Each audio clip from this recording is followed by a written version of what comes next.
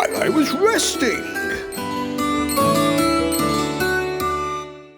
Welcome back to another episode of While I Was Resting, the podcast that looks at the jobs actors, performers, musicians, writers, artists, etc. do between jobs. Because, hey, you know, we've got to make a living somehow, and we all start somewhere. So today's guest is the very wonderful Miss Tracey Collins. Tracey, welcome. Thank you, Jace. Thank you for coming. It's great to have you here. It's lovely to be here. I'm very excited about today. And before we do a deep dive, as they say, into your past, it's always nice to find out a little bit about who you are, yes, and what you're doing now, and what your career is now, and because you've been doing some great things. Yeah. So I'd love to hear about them before we kind of take a trip back in time. When it was about 2013, can you hear me? Yeah.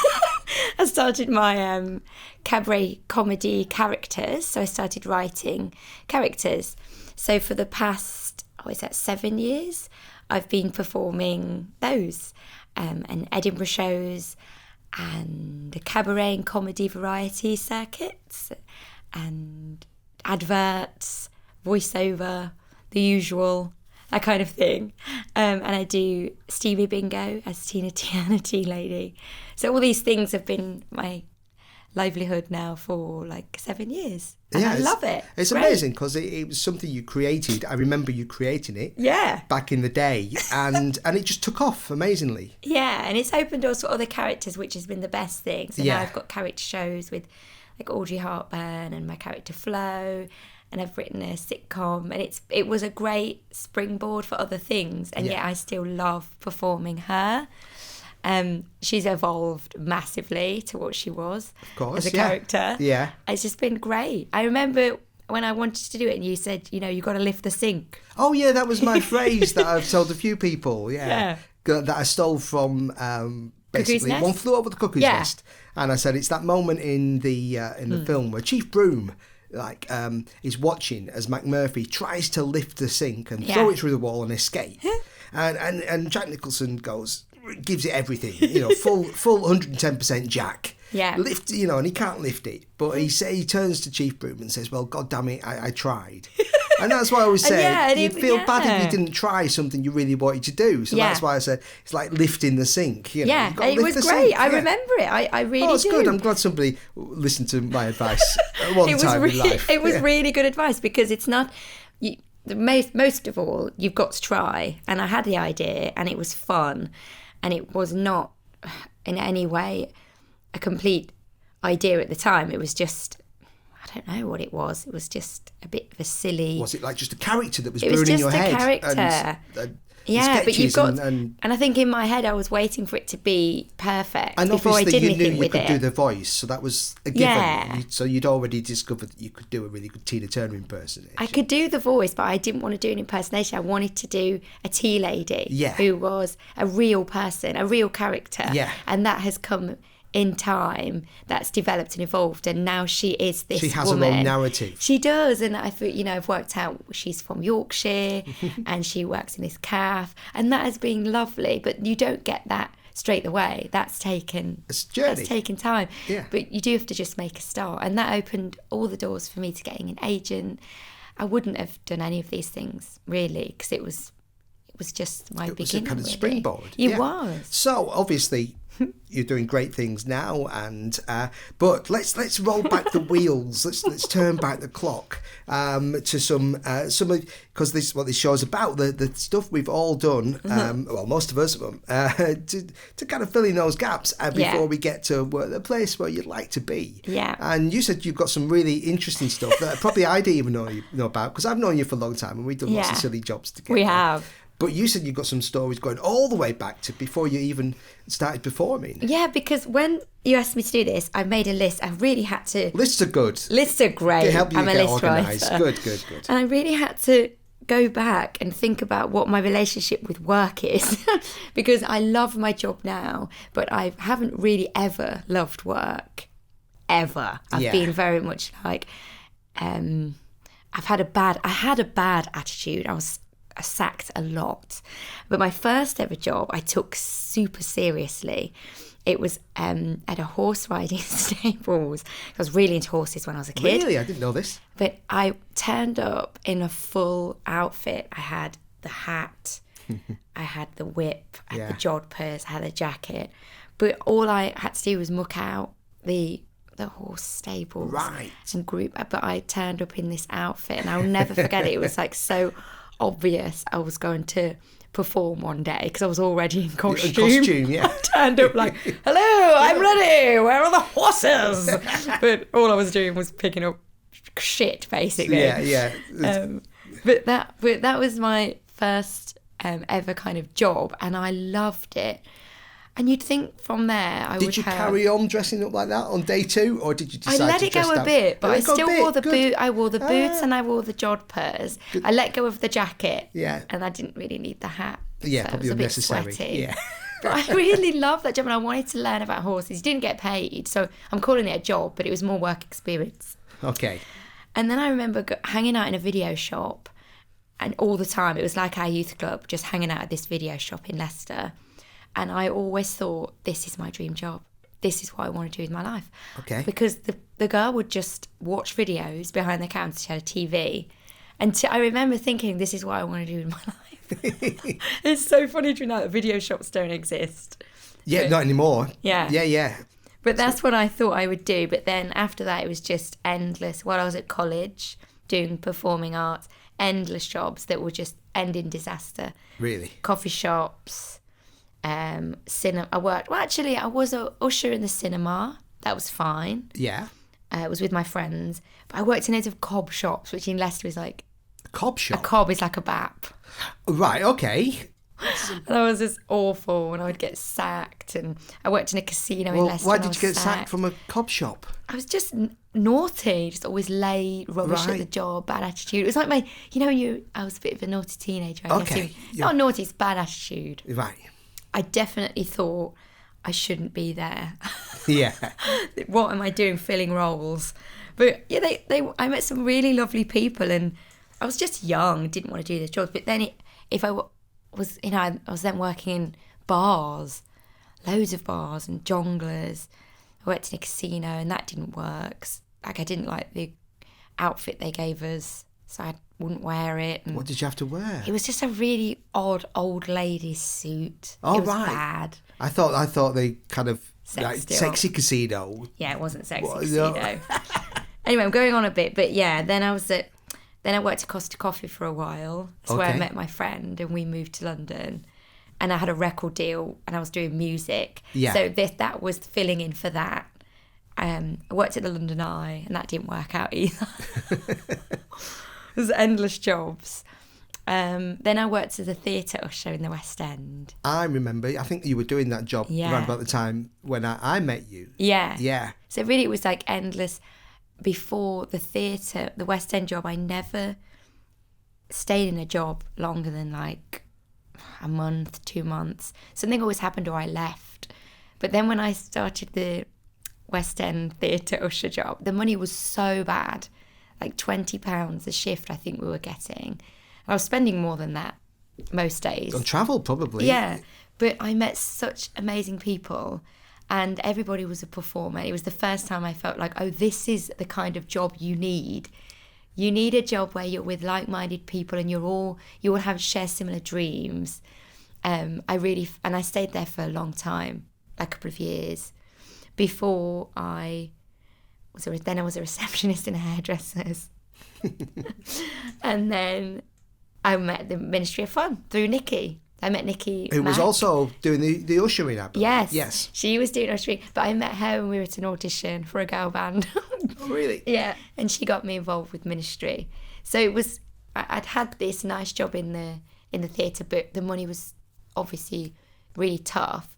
And the Ministry and promotional PR stunts, it was paying so well in comparison. So I just left that behind me.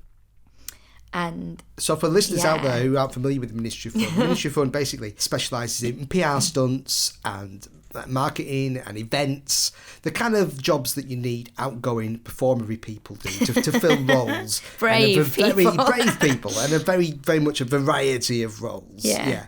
So anyway, but that's the ministry, yes. So. Yeah, so I kind of hit that place where I was at music college and I was doing Ministry of Fun work. And I remember like so many brilliant jobs with them. Like the Shark Weekend for the Discovery Channel with Gordy.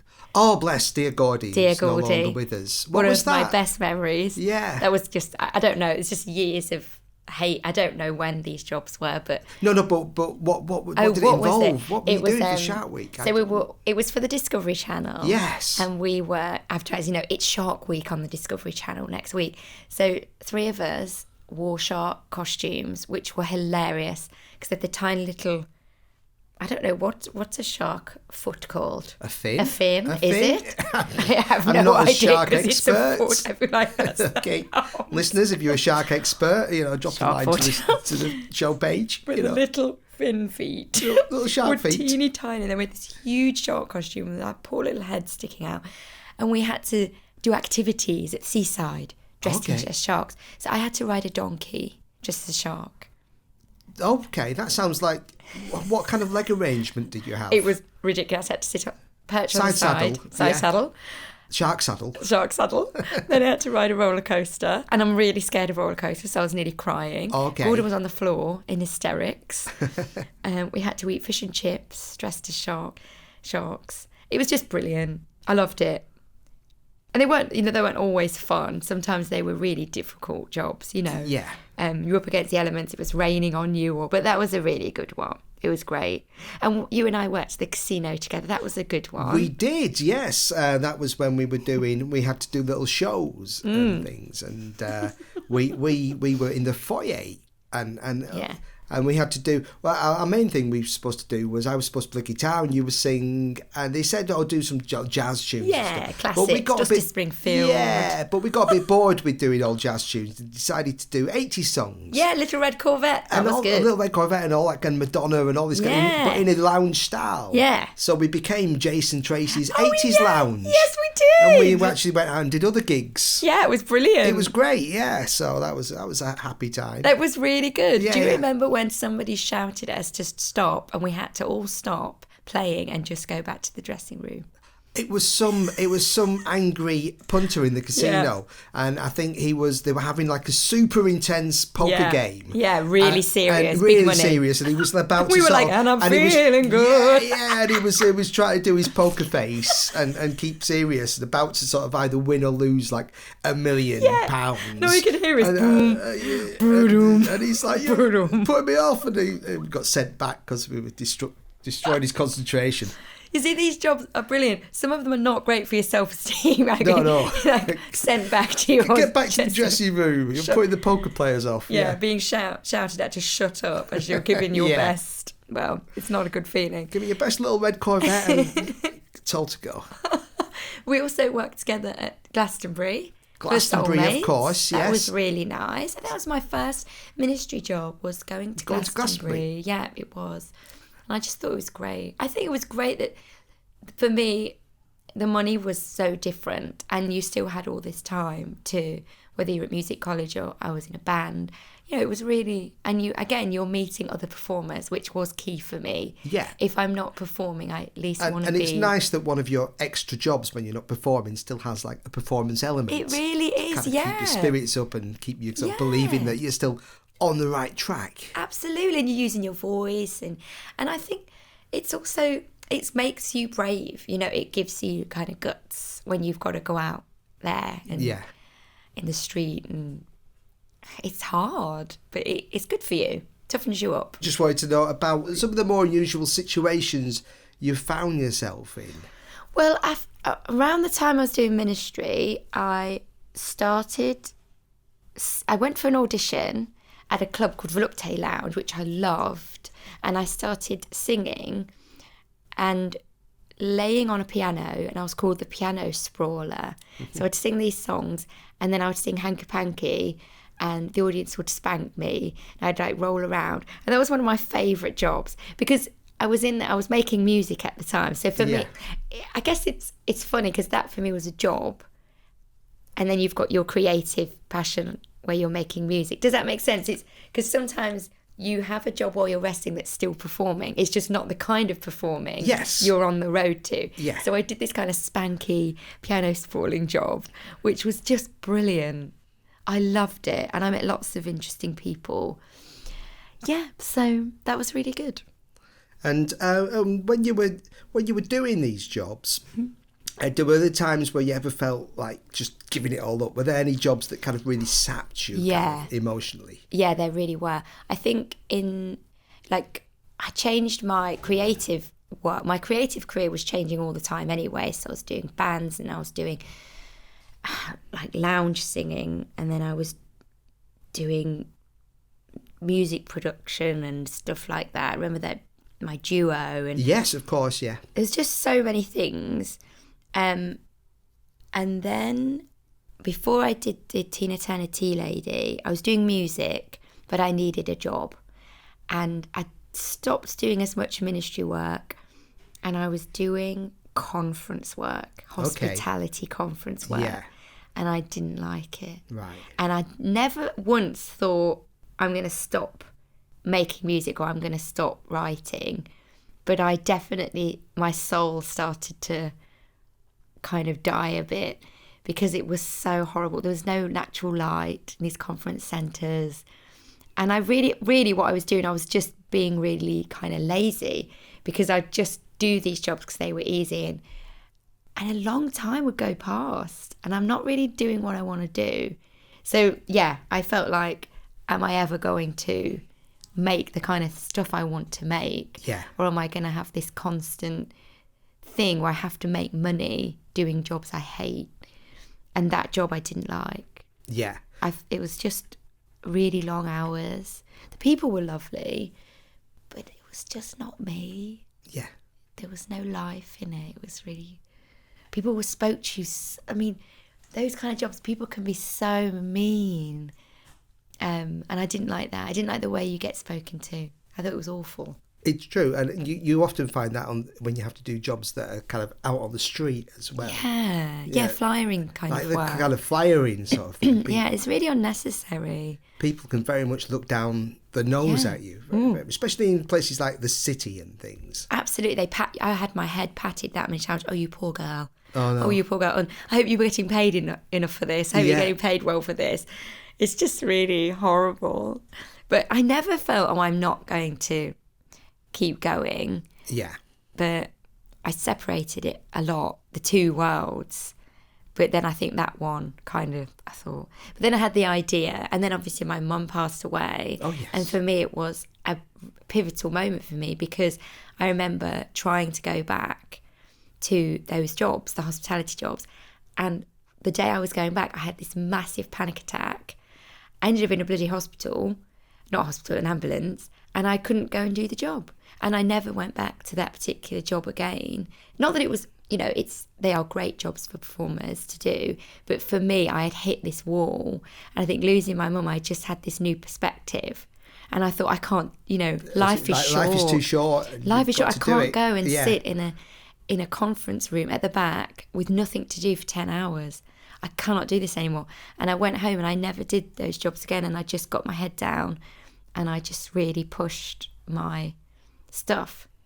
And I could have done it years before, really, but I guess everything at the right time.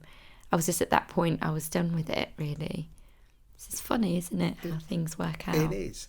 And looking back over the kind of, those periods, especially that sort of middle period, like involving the promotional jobs and stuff, what are some of the oddest things? Obviously, Shark is a good one. Shark's a good one. But what are some of the strangest things you've been asked to like dress up as or do or pretend to be? Yeah. There's so many. I remember me and Nikki Mack, we had to have naked costumes on. She was a woman and I was a naked man. So I had like a fabric willy. Yes. And I was covered with a little leaf or something. Yes, I remember these. Do you remember this job? Because it was when I was at the ministry that we had those costumes made. Yeah, naked costumes. And they're like skin suits. They're like, if you can imagine people listening, like tight material, isn't it? Like, yes. Like sort of stretchy, flesh-coloured material. Very comfortable, very cosy. With like bits sewn on them. Yeah. So your bits were sewn on. So. And covered up with like they were originally made. The first time we made them was when I think it was like McCoy's crisps and things. Yeah. The crisps are available. Wanted streakers at football matches. With like these McCoy banners running across the pitch, but didn't want to have real streakers. Yeah, they're they very made effective. Naked suits. Yeah, and they're funny. And from a distance, yeah. And they are comfortable, you know. And I had to be the man. Okay. And Nikki was the lady. And we had to give out like condoms. Okay. I think they were also condoms on lollipop sticks. I can't really remember. That does ring a bell. Does it ring a bell? Yeah. And yeah, it was odd. It was one of the odd ones. And how do people generally react to that kind of thing? I think people are a bit uncomfortable sometimes, but in a funny way. It's just fun. It's just play. Yeah. And right when we did the Felix the cat job. Oh, yes. You're just having fun, aren't you? Just singing, dressed as a cat. Yeah, again, we were both on this job going around the UK.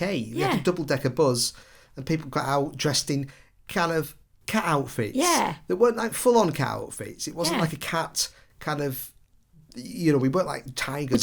We had our own faces. We kind of had our own faces, but painted on noses and whiskers and little ears. And it was for the, vote Felix for mayor, I think. Yeah, what was all that about? I don't know. That's what big thing about PR companies. Sometimes they have these bizarre ideas that you think it's going to capture the public imagination. So Felix, it's like a mayoral campaign. It was, for that's Felix what. I remember it now. That's what they decided. A good Put your way paws to promote, in the air. Yeah, a good way to promote cat food was to pretend that the cat was running for mayor in all these different towns. And sent a buzz to have like a fake election campaign. Yeah. Who gets up at a PR meeting and goes, I know what we need to sell cat food. We need to pretend that the cats are going to be the mayor. And people go, yes, that's brilliant. Yeah, amazing. Yeah. Right, book a double-decker bus, book 10 people, give them some music. They can all go and sing songs about being the mayor. I do remember it being quite successful when we were on the streets. Do you remember? People were being like, oh, like, the thing is, it got attention. It did work. It worked. I guess that's what I guess they were kind of happy. Comes down they to. got pictures in papers. They got publicity. That's what you see. The thing about these things, it doesn't matter how daft they are. No, it doesn't. How stupid the idea is. If people take notice, that's all publicity is. Yeah. Is trying to get people to take notice. Yeah, and it worked. And for us, I think we had a good time. Yeah. And there's just loads of lovely memories of jobs for the ministry.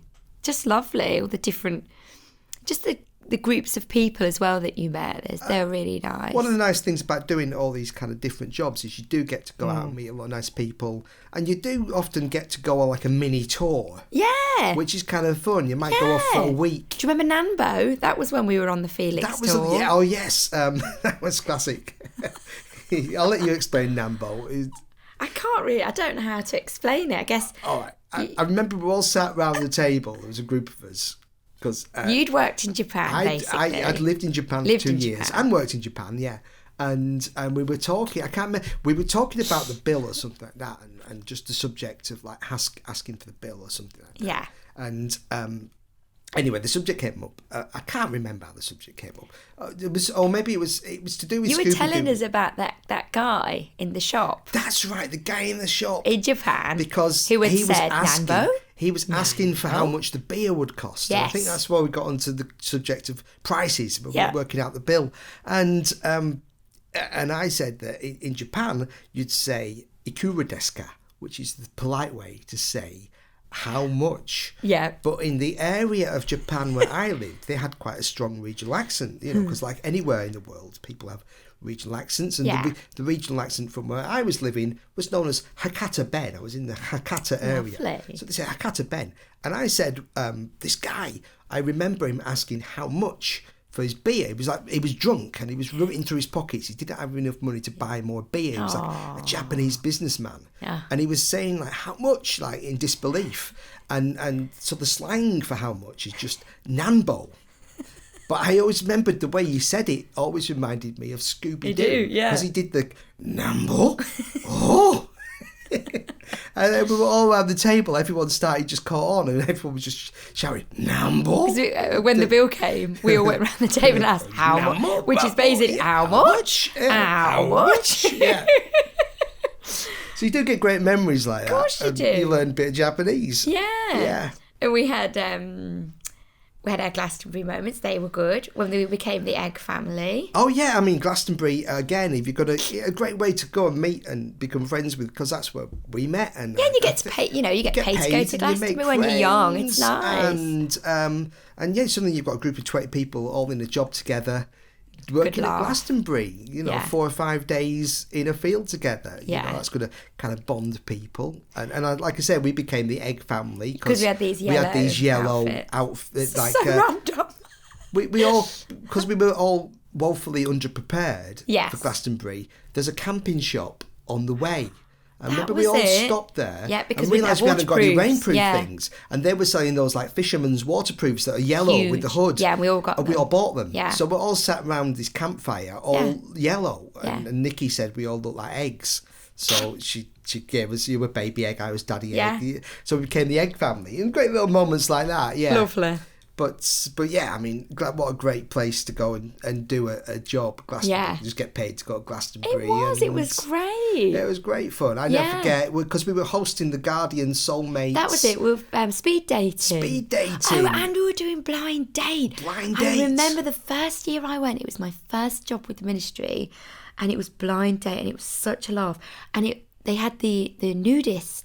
So, and do you remember that couple? We did blind date with the two naked people, and they went on a date, and they went abseiling, and we watched them abseiling naked. Yeah. I remember, because I remember the woman walking in and saying, I want to take part in blind. And she was such a sort of, by day outside of Glastonbury, you think she'd probably like a librarian. She's so quietly spoken, just gentle, but not a stitch on. And she said, "Oh, I'd just like to come to Glastonbury and just spend 5 days naked," which is great. No pockets. No pockets. She's just a little bag strap round her. And no shoes. No shoes. She was having a lovely time.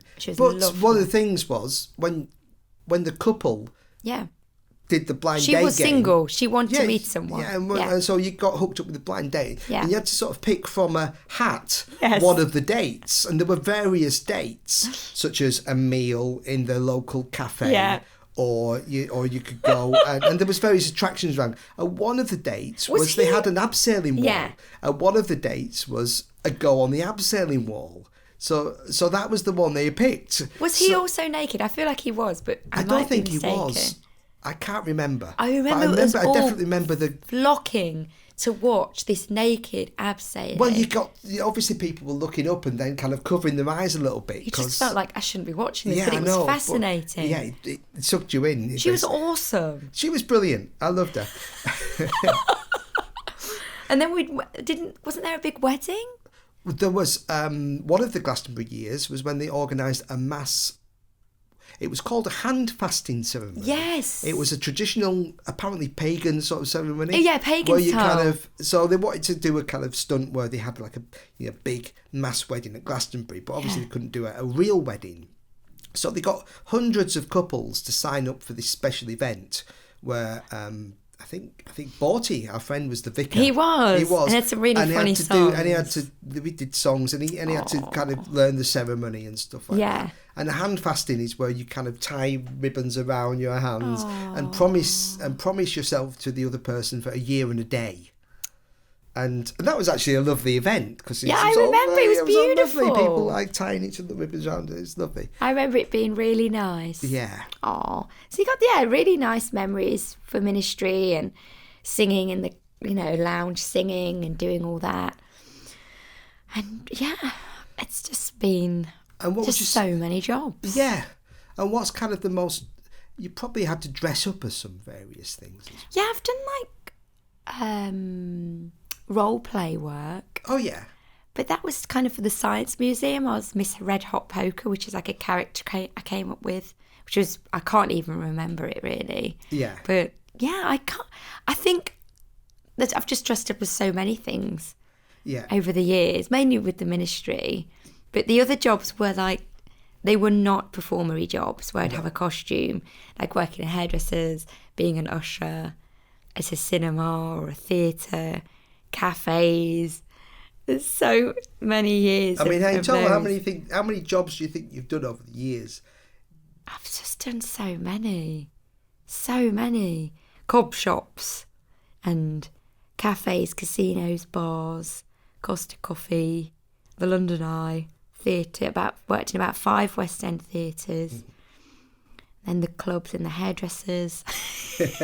And do you regret any of them? Were there any of the jobs you think, oh, I wish I'd never done that one, or that one was really... No, I don't actually. I just wish I had... I mean, I don't have any regrets because I love what I'm doing now, but I do... When you start making your own work, I guess I always made my own work, like music, but I was always waiting for somebody to give me a big break, or somebody to get me a job, or to get an agent to notice me. And when I started to make my own work, I realised that was the mistake I had made, if that makes sense. Yeah. So I do regret certain periods because obviously I wasn't ready, but I had all these ideas. I had everything ready to go, and yet I wasn't ready to kind of empower myself and do it. So those years, I regret those working years because I could have been doing what I love. I think that's a common theme that some people have said. Peter, that you can't wait for the phone to ring. Yeah, and I think I was never I didn't train as an actress, and I was never going out saying, I'm going to be an actress, waiting for auditions. Yes. I was always making music, but even with music, you're waiting for a record company to snap you up. But I'd already had a record deal, and I'd seen that that's a difficult... It's not... Again, it's about you not having a lot of power. Yeah.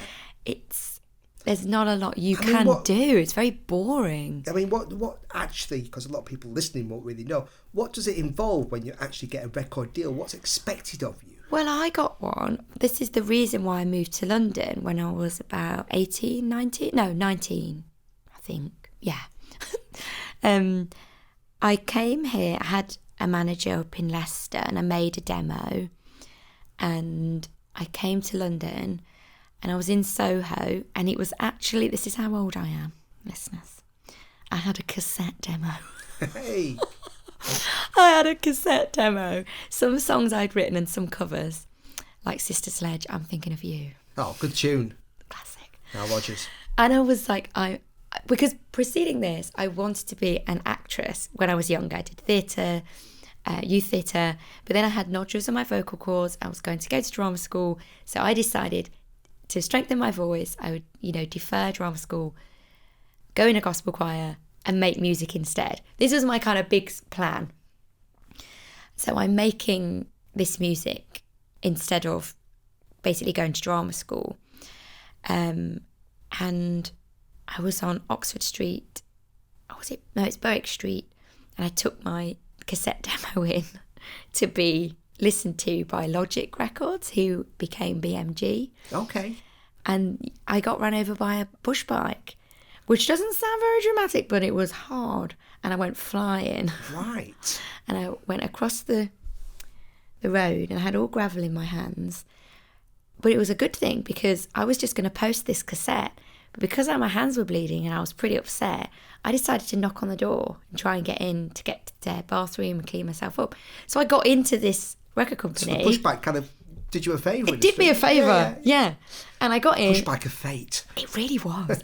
And I got in to the record company, and they listened to my cassette, probably because we'd had a chat, and they probably felt really sorry for me because I was like, can you listen to my demo? I've been run over. It really did hurt this bike. And yeah, so it got signed, and then they got taken on by BMG, so it was a big thing. But what happens when you're in a record deal is not a lot. So they sent me to Norway. Okay. Like twice or three times. We made an album of kind of pop R&B songs, which are very funny. Now I really like listening to them. They're just of their time. Of their time, yeah. Yeah, and then you have, I remember having all these meetings with PR companies and stylists and we did photo shoot. And that's what happens. You're suddenly in this paint by treadmill numbers machine where we're going to make this demo with this group of producers. Then we're going to do some photos, and it was fine, but I wasn't really singing, I wasn't performing, and they're the things that I was passionate about, and strengthening my voice, and I just wanted, you don't get a lot of experience other than the studio. No. And that was good. Is it literally just like, go in, do this, we'll make a record around it? I wrote with them though. Okay, that's so I good. would write the songs with them, and then some of the songs they would just give me to sing. Yeah. But nothing came of it. I mean, after about a year, we just put on the shelf, and Pop Idol came in at the same time, and with Gareth Gates, I think it was. Yes. And I remember them saying like, everything's changing, and it's kind of like, you need to go through that. They've got a lot more power now. They've got a lot more PR behind them. But I was glad that nothing happened of it, because it was a lovely experience. But I was only about 21 after the whole experience, and it taught me an awful lot, really, not to chase that. Yeah, and you get a feeling now that a lot of people who have that experience or who also do the Pop Idol thing don't really end up with a career out of it. Yeah. They end up with like a year out of it. It was a real turning point, I think, in the industry. A lot of acts now, you don't seem to have a great deal of longevity. No, they don't. They seem to have a period of great, It's very quick, isn't it? It's very quick, and then they're gone, and the next one comes disposable, along. really. Especially with the Pop Idol people. They're kind of really only famous until the next series comes out. Yeah. They'll have they'll have a Christmas number one. Yeah. They might have a follow-up hit that doesn't do quite as well. And it's things like things like David Bowie and Kate Bush. They would be given demo deals, and they would get given some money to go away and create for years, and they'd have time to become what they became, which these legends. Yes. And you've got to give people that time, and that is definitely something that I definitely didn't experience. And the people I knew that were also having a record deal experience at the time, it was like, you get one chance. Yeah. If you get a release, and it's got to do well. And I think Kate Bush had it didn't always go well at the beginning, did it? But yeah, I know that she had a kind of champion in Dave Gilmour from Pink Floyd, who kind of championed her work, and she had big hits and things like that. Yeah. But she had somebody who really believed in her, who was like established in the music business, not just like, oh, you're young, you're pretty, you'll be the face, and if you don't have a hit, we'll just replace you with somebody else. Yeah, it's a funny thing. Yeah, you get the feeling. I mean, I'm no expert, but it does seem like more of a machine now. They kind of take you on, give you a go. If you don't work out, they're kind of, okay, next person. Try them. Yeah, and I don't think it's just not, well, it isn't what it used to be. But there are some amazing artists, and I think it's sad there's perhaps not a way in there used to be. I don't know. I guess, yeah. Because now there's more ways in as well. The different, you don't have to be a record company dependent anymore. Yeah. People can become, a star via YouTube. Yes. Or you can still find your own way now if you want to. Yeah, and you can reach your audience directly, which is brilliant. But at that time, a lot was changing, and I didn't really enjoy the process. So how did it end? Did it just kind of fizzle out? Yeah, it just fizzled out, and I wasn't with my manager anymore. I kind of walked away from things and desperately wanted some more experience. So I joined a band, which was like a kind of Roxy music band. We had a saxophonist and 2 guitarists, and it was just lovely to perform. And then I really felt like I was on my way to what I wanted to do, was not to be a part of ticking a box of, oh, I've got a record deal, or I've got an agent, or I could see all that, like the industry being as amazing as it is. My experiences of it at that time were, you're better off getting your own experience and making your own work. Yeah. So I kept doing that for a long time. It's just the way it's worked out for me, really. And all those kind of, jobs in between in those years and all the. I mean, did it take you? You went to Norway, but did it take you to some interesting places as well as you doing interesting? I did. I've done some Tina Turner Tea Lady gigs in Switzerland. They've been really good. And she lives there, so it would be amazing if she bump into you. If she came. Yeah, she didn't. But there's a man that walks around. Apparently, there's a man that walks around Zurich, and he just sings Lionel Richie, "Hello" on repeat, like the opening line on repeat. I just felt like. That's basically what Tina Turner Tea Lady is. She's this crazy woman that just mumbles Tina Turner songs all the time.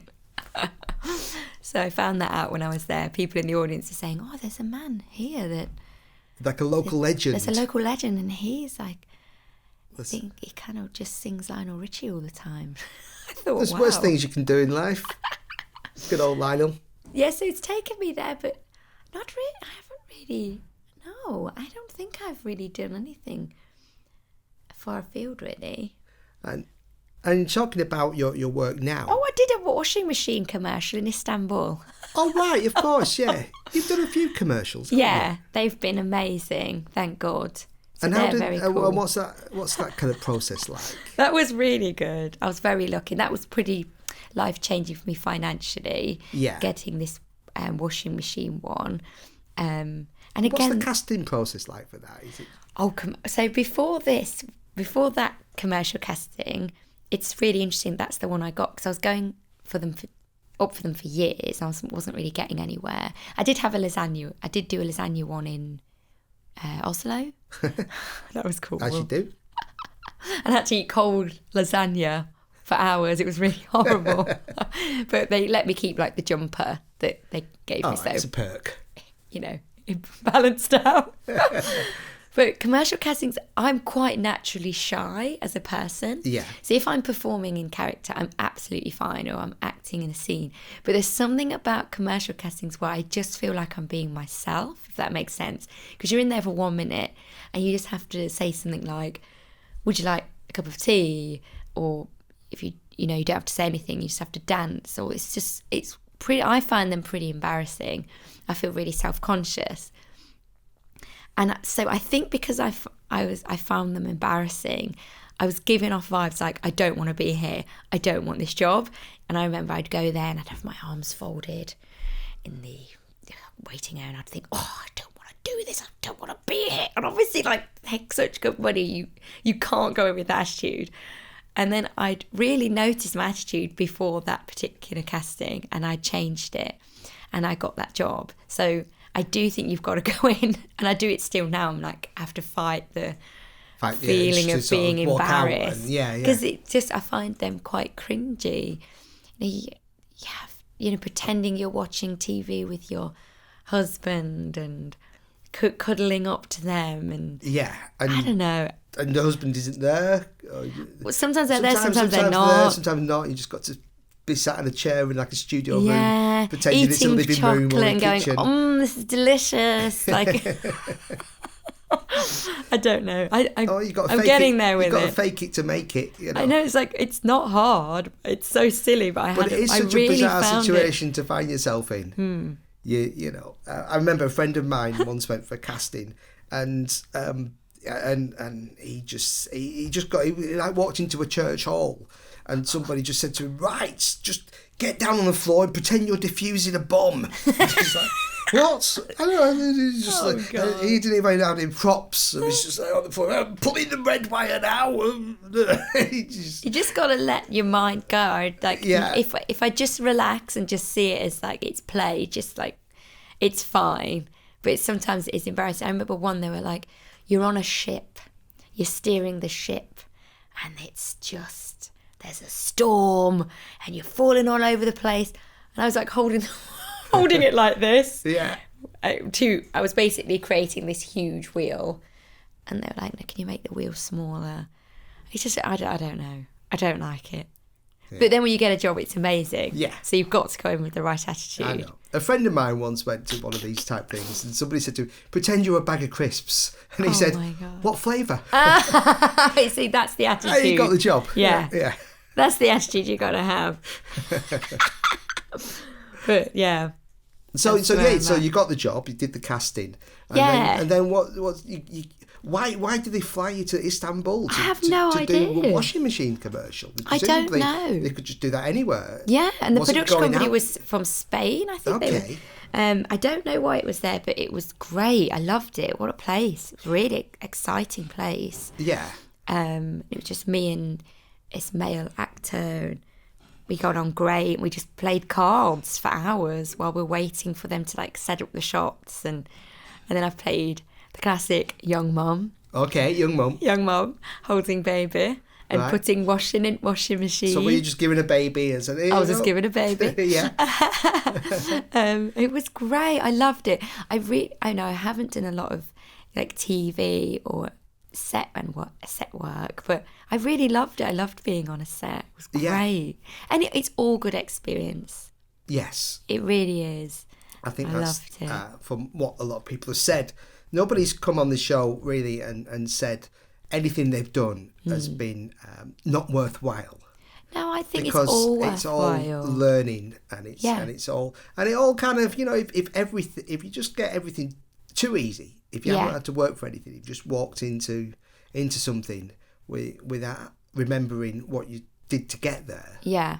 Then I guess you could take it for granted a little too easily. Yeah, and you need a strong work ethic as a performer or writer. You really need that, and you need to be strong-willed, and doing jobs you didn't necessarily want to do makes you really appreciate when you get your performance work, and as well, like that's been important for me to appreciate what I have, not take it for granted, and have a strong work ethic, not be lazy, And building on that, obviously, you like Tina Turner Tea Lady was a huge success, but since then you've created a whole bunch of new characters and done new shows where you could in many ways have just continued to do Tina and make a success out of that. So what kind of drove you to do those characters, and where did you take those characters from in terms of like creating them and coming up with the ideas for the characters? I think, I was doing like 3-4 gigs a week as Tina, and it's a comedy or a cabaret set. It is the same every time, even though there are heavy improvisation moments. Like in the audience, I use the audience a lot, but it did, after a few years, you think, I've got to do something else. Like creatively, I've got to do something else. And because, as I said, when I was younger, I was doing acting, I knew I would one day want to go and push myself in that direction. I knew I could do more than one character. So I then created Audrey Hartburn, because Tina's she's tea lady, and she's in her tabard and her awful old wig, and it's all just an old lady, this, and I wanted a bit of glamour. I'm not going to lie, Jace. Darling, yes. I wanted a bit of glamour, darling. We all need some glamour. We do. So I did this Audrey Hartburn character, and that was very different. I was just very soft, and I was trying to kind of challenge the archetype of the Holly Golightly, this kind of prim, perfect little lady, but then I have her go crazy and roll around the floor, and she's dramatic, and she's like a loose cannon, really. Yeah. So I just like that, like with Tina, I like a parody or something that's really unexpected to draw out the vulnerability from characters and make them off the wall and a bit unusual. Yeah. So I did that with Audrey. Have her, come from Hollywood. She wants to find love in the real world. Have her down at Witherspoon's. Have her, on the bus. Yeah. And I love that idea. So I've ran with that. And then I've created a character called Flo, who I love actually, and I'm writing a play of hers now, which I'm performing for the first time in Birmingham in May, end of April. So that'll be my first play. Wow. But she's a really interesting character. She's my first one that isn't based on anybody famous, if you like. No, they're not all based. I mean, well, take an inspiration. An essence of. Yeah. Because I've done like Milk Jagger, which is Mick Jagger, Ed Cheer Up, which is Ed Sheeran. Yeah. But I've got this character, Fanny Leg Up, who isn't based on anybody famous either, but she's still quite one-dimensional. Whereas Flo, I feel there's so much I can do with her. So she's a hairdresser she's now a housewife. She's very bored, and she used to be a hairdresser to the stars in the glory days. And she's just living this mundane existence, and she desperately has to get her hands on hair. She misses hair, doing hair, the connection. So she goes out at night stealing people's hair, chopping ponytails off at bus stops and so forth. And I love this character. So I'm glad that Tina's led me to her, because there's a lot I'm going to do with this one that's really challenging for me, because she's really rooted in the real world. So yeah, that's where I'm at with my own stuff. And do you find you have to be quite disciplined about making time to sit down and work on these new shows and characters? Yeah, like I'm working with a friend, Michelle Luther. We've written a sitcom which we're developing, and that we've been really disciplined for years. We've been working on it, and we're so proud of it. But we have been very disciplined in the work that we've put in, the hours we've put in. And it's the same with my work, have to, really. And I don't find that too difficult as long as I've got a gig booked in. Right. I think you've got to book it in.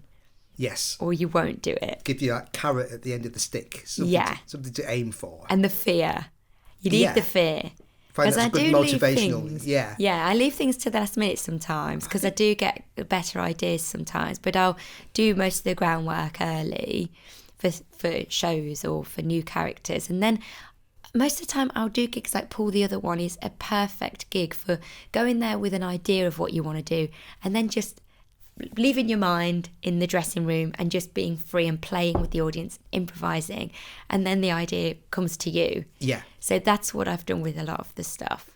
Is just it's kind of workshop it. Workshopped it with an audience. Yeah. And they tell you what works. I guess it's a great barometer. It is. For seeing what's going down well, where to take the character, or what kind of comedy it suits. All that kind of stuff. Yeah. But that's an interesting for this podcast, because those are gigs where you're not going to get, certain gigs you're going to do just for the money, and you're booked to do what you do. And there are some where you're trying stuff out. Yeah. And then it's like a balance. Yeah. How do you balance that? Well, because you need to make a living. In essence, those gigs that are working for you. Yeah. They're like, the benefit to you is that you don't have to do what is expected of you. It's so lovely, So you're in a sense kind of getting... Yeah.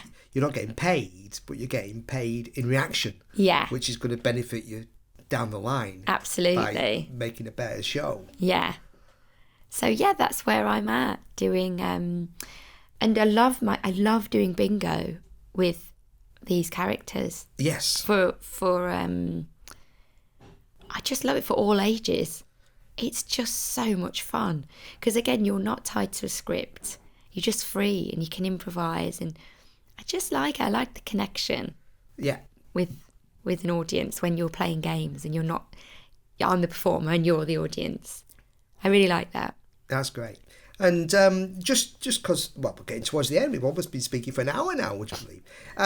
So looking back in retrospect, or just if you were to say something to other people who were kind of wanting to do similar things to performance, acting, singing, whatever, and they may find themselves not there yet, what would you say is a good kind of advice or mantra, or just, to kind of pull you through those? I think for me, when I was younger, and as you get older, I don't know about you, but I feel I need more money now. But there was a time in the past where I could live on very little, and it really served me well.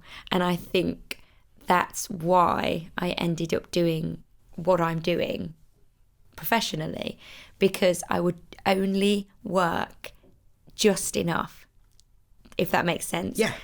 For money, I would earn just enough money, and then I would take all the rest of the time to write or to create or just to live. Because if you're going to be an artist, you have to just live your life. You can't just work all the time. And I think that would be my advice.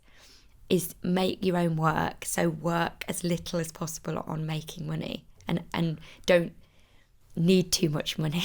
Yeah. That would be my advice. Yeah, just get you through the day and use your time. When you can, when you're younger. Obviously. I don't know, it depends what you're doing with your life. But I never felt like, I need a proper job because I need this amount of money. If I'd have felt like that, I would never have be doing what I'm doing, and it makes me happy. I've heard a lot of people talking recently about how we measure happiness in life. Yeah. Things like countries measuring happiness in terms of... Ikage, I don't know how to pronounce it, but the Japanese... Ikage, I don't know. It's lovely. It's a lovely graph of, do what you love that serves other people as well, and you can make money from it, and then there's this... That's ultimately what your goal should be. I'll have to look that up. But it's like, how do you measure like a nation's like prosperity? Yeah. Is it measured in terms of like a nation's wealth or a nation's happiness? Exactly. They're not the same same for thing. An individual person. You can own stuff. You can own as many nice cars as you like, but does it make you happy? I think that can be a trap. Yes. If you're wanting to create something, what you need most of is time, and you can't get time if you're doing a 9 to 5. So things like ministry, agencies like that, they are brilliant. And whatever jobs you can find that give you time off, I think that's the key. Yeah. Because you need that if you're not making your own work, if you're going to auditions to prep, and you need some time to go to auditions and prep and do all that kind of stuff. Just not feel like, I've not got enough money. Like, that should not be your aim. The money will come. Yeah. As Chef pays, as Chef in South Park, as he says, as long as I get my rent paid on Friday. There you go. There you go. I think that's it. That's what I would say. And of course, pick up the sink. Pick up the sink. Definitely that. But you can't pick up the sink if you've got a job. Yeah.